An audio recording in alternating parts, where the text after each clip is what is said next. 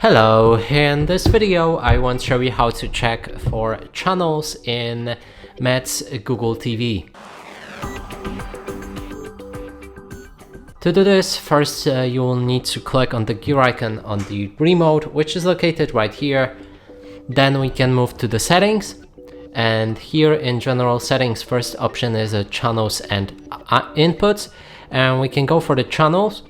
Now you can pick a different plug for your channel search, and there's analog, antenna, cable and satellite.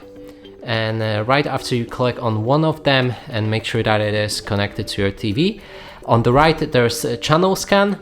When you click on it, it should begin to check for the channels. And that's it for this video. Hope you like it. Please consider subscribing to our channel, leave a like and a comment below.